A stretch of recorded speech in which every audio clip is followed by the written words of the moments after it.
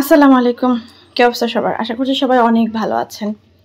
তো আজকে অনেক অনেক মজার আর অনেক অসাধারণ একটা কাঁচা আমের রেসিপি শেয়ার করব। সেটা হচ্ছে খোসাসহ কাঁচা আমের রেসিপি আর কি। তো কাঁচা আমের সিজন কিন্তু প্রায় চলেই যাচ্ছে, অলমোস্ট চলে যাচ্ছে। এখনও মোটামুটি বাজারে পাওয়া যায়।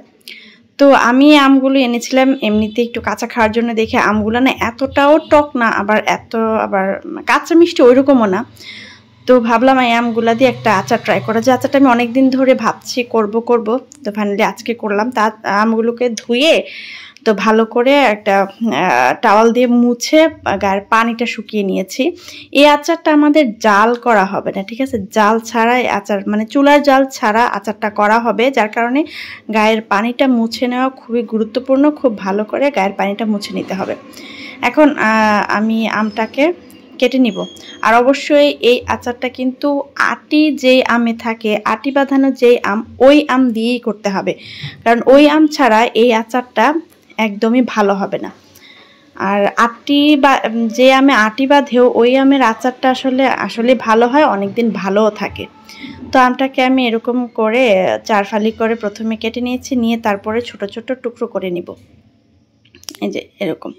আপনারা কিন্তু দায় সাহায্য করতে পারেন। আমার একটু নিজ পেইন ছিল, যার কারণে আমি বসতে পারছিলাম না, তাই টেবিলের উপরে বসে বসে ছুরি দিয়ে করার চেষ্টা করছিলাম, যার কারণে আমি অনেক প্যারা খাইছি। আসলে ছুরি দিয়ে করাটা, আমনের আটিটা অনেক শক্ত হয়ে গেছিলো, তো ছুরি দিয়ে করতে অনেক কষ্ট হয়েছে। তো এরকম করে আমি আমগুলোকে ছোট ছোট স্কোয়ার করে কেটে নিয়েছি। যে দেখুন এরকম করে কেটে নিয়েছি। এখন কিন্তু আম কিন্তু ধোয়া দায়ের কোনো ঝামেলা নাই, ধুইতে হবে না। তো এই যে দেখুন আমি এখানে আমি যতটুকু আচার দিব ওই পরিমাণে আম কেটে নিয়েছি সুন্দর করে। এখন একটা মশলা রেডি করে নিচ্ছি। তো এখানে হচ্ছে আমি মশলা নিয়ে নিয়েছি। শুকনা মরিচ 1 টেবিল চামচ, মিষ্টি জিরা 1/2 চামচের মতো, রাঁধুনি 1/2 চামচ হচ্ছে, ছোট 1/2 চামচ হচ্ছে সরিষা, 10-12টা গোলমরিচ, 1/2 চামচের চেয়ে কম হচ্ছে মেথি দানা, 1 টেবিল চামচ ধনিয়া, 1 টেবিল চামচ জিরা। এগুলো সব একসাথে এখন আমি একটু গরম করে তারপরে গ্রাইন্ডার গুঁড়া করে নিয়েছি। এখন আমার আচারটা হচ্ছে রেডি করার পালা। এই আচারে কিন্তু চুলা জ্বালাইতে হবে না, কিছু করতে হবে না, ঠিক আছে? মশলাটা এখন আমি আমের মধ্যে ঢেলে দিচ্ছি। এর মধ্যে আরও কিছু মশলা অ্যাড করছি। হলুদের গুঁড়া, তারপরে মরিচের গুঁড়া একটু বেশি করেই দিলাম, তারপরে হচ্ছে লবণ, তারপরে হচ্ছে যে কালো জিরা দিয়ে দিলাম। দিয়ে এরপরে এখানে আমি অনেকটা পরিমাণ সাদা সিরকা দিয়ে দিয়েছি, প্রায় 2 টেবিল চামচের মতো। তারপরে এখানে সরিষার তেল দিয়েছি। সরিষার তেলটাকে আমি গরম করে তারপর ঠান্ডা করে নিয়েছি।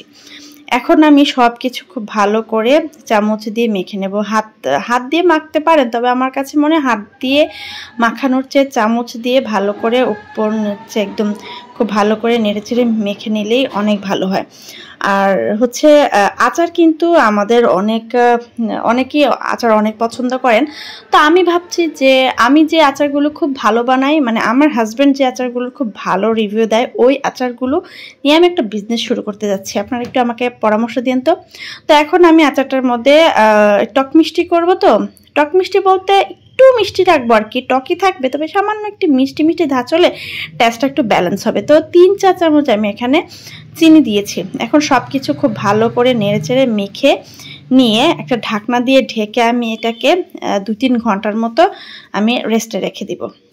এই যে দেখুন, আর কালারটা কি সুন্দর এসেছে। আমি তো এখন যে আচারটা মাখালাম না, কি সুন্দর ঘ্রাণ বাসার মধ্যে ছড়িয়ে গেছে। আমার বোন এসে একটু হাত দিয়ে চেক করছে টেস্ট কেমন হয়েছে।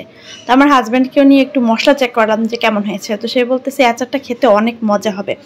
আসলে আচারটা আসলেই অনেক মজা। তো এই আচারটা আসলে ইন্ডিয়ান মারাঠি যে প্রদেশের লোক, তারা খুব বেশি এই আচারটা দিয়ে থাকে। আর আমি ইন্ডিয়ান অনেক আচার আমি দেখেছি, ওরা না আমাদের মতো একদম তেলের মধ্যে জ্বালিয়ে আচার দেয় না। ম্যাক্সিমাম আচার তারা এরকমভাবে কাঁচা কাঁচা মশলা দিয়ে মেখে তারপরে সরষের তেল দিয়ে ডুবিয়ে রাখে। তো আমি একটা মরিচের আচার দিয়েছি, সেটা আপনাদের সাথে শেয়ার করব। বাট আচারের রিভিউগুলো এত ভালো হয়, মানে এত ভালো আউটকাম আসে আমি আসলে চিন্তাই করতে পারিনি। আমি তো আগেও অনেক আচার দিয়েছি, কিন্তু এরকম একদম চুলা জ্বালানো ছাড়া, সেদ্ধ করা ছাড়া আচার যে এত ভালো হতে পারে আমার একদম ধারণাই ছিল না। তো আমার হাজব্যান্ড আবার বিরিয়ানি অথবা ভুনা খিচুড়ি বা লেটকা খিচুড়ি, দুইটা খিচুড়ির সাথে আমার হাজব্যান্ড আচার খুব খেতে পছন্দ করে। আমরাও মোটামুটি আচার খেতে পছন্দ করি। তো এখন আমি আচারের যাবতীয় মশলা সব কিছু ঢেলে নিয়ে এখন আমি এটাকে আরেকটু তেল দিয়ে দিব, দিয়ে একদম আচার মানে আমগুলো যাতে তেলের নিচে ডুবে থাকে ওই পরিমাণে তেল দিব। আর আমি একটু বেশি তেল দিই, আমার বাসায় আচারের চেয়ে আচারের তেলটা বেশি খাওয়া হয়। মুড়ি মাখাই যাই করি, আচারের তেল খুব খাওয়া হয়। এখন আমি এটাকে 1 সপ্তাহ একদম এভাবে রেখে দেবো ঢাকনা লাগিয়ে। 1 সপ্তাহ পর আসলাম, এটা আমার গত সপ্তাহের ভিডিও, প্রায় 7-8 দিন আগের ভিডিও এটা। তো এখন আমি এটাকে নেড়েচেড়ে দেখবো আচারটা ঠিক মতো সেট হয়েছে কিনা। এই যে দেখুন আমের কিন্তু একদমই কালার চেঞ্জ হয়ে গেছে, তেলের কালারও চেঞ্জ হয়ে গেছে। এখন এই আচারটাকে আপনি চাইলে রোদে দিতে পারেন, তবে আমার মতে রোদে না দেয়াই ভালো, কারণ আমরা এটা কিন্তু সেদ্ধ করিনি। এখন দেখুন আচারের কালারটা কি সুন্দর এসেছে, অসাধারণ কালার, আর কি সুন্দর গন্ধ ছড়িয়েছে। তো আচার চেষ্টা করবেন সবসময় কাচের বয়ামে দেওয়ার জন্য। আমার হাতের কাছে কাচের বয়াম ছিল না, এই জন্য আমি প্লাস্টিকের আরএফএলের বয়ামে দিয়েছি। আর আচারটা যখন আমি খালি খেলাম, অসাধারণ। খালি আচারটা এত মজা লাগছিল, টকটক তো লাগছিল না, এত ভালো লাগছিল। আপনারা চাইলে খালি আচারটা ট্রাই করতে পারেন, এত মজা। আমি একটা খাবো না খাবো ভাবছিলাম, তো পরে ভাবলাম মুখে যেটা নিয়েছি এটার টেস্টটা ভালো করে আহরণ করে নিই। আজ পর্যন্তই, আল্লাহ হাফেজ, টাটা।